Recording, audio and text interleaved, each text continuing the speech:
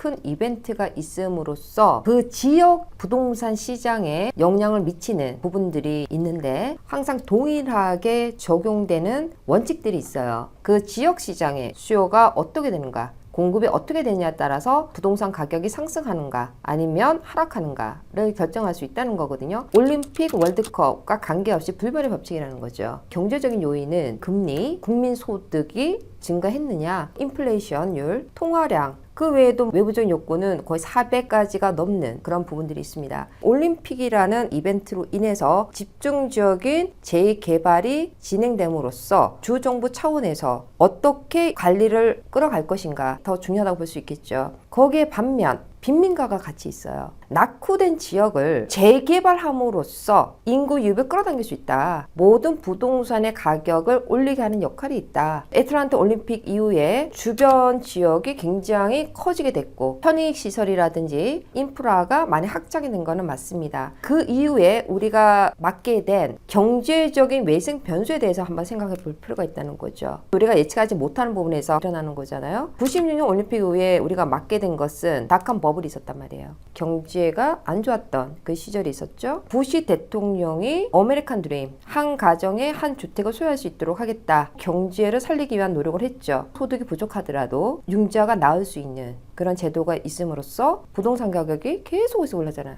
자고 일어나면 오르고 자고 일어나면 오르고 그러다 보니까는 아무나 에셋이 없어도 사람이면 누구나 융자를 받을 수 있는, 그러면서 나온 게 뭐예요? 2008년도 금융위기 나왔잖아요. 이러한 변화로 인해서 96년도 올림픽 이후로 애틀랜타가 세계적으로 알려지면서 인구가 유입되면서 부동산 경기는 향상됐었고, 그렇지만 그것이 지속적이었냐? 올림픽이나 월드컵과 같은 이러한 빅 이벤트는 일시적인 효과에 불과할 뿐이다. 부동산의 가격 부분에 있어서는 반드시 시장의 원칙에 따라 결정된다. 이렇게 볼 수가 있겠습니다.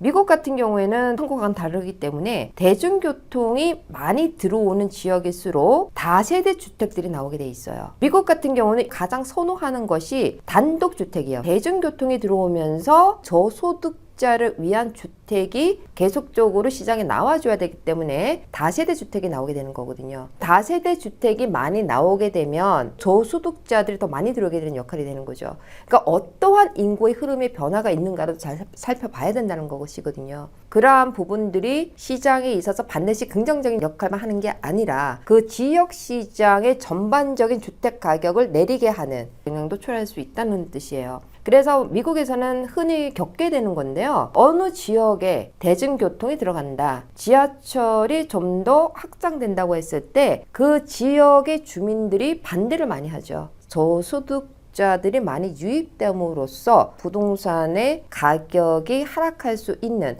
부정적인 경우를 생각하기 때문인 거거든요. 한국에서는 역세권이다 그러면은 훨씬 더 선호하는 그러한 경우가 되지만 미국에서는 역세권이라고 했을 때 반드시 긍정적인 부분으로 생각하지는 않는다는 거죠. 부동산 시장을 읽을 때에는 지역 시장의 어떤 데이터라든지 바탕으로 해서 어떤 영향을 미칠 것인지를 미리 예측을 할 수 있어야 된다. 저는 그렇게 얘기하고 싶습니다. 상위 1% 미국 부자들의 부동산 자산 관리 노하우. 미국 부동산 전문가 김유시 대표의 세 번째 서서. 오늘부터 사야 할 부동산은 따로 있다.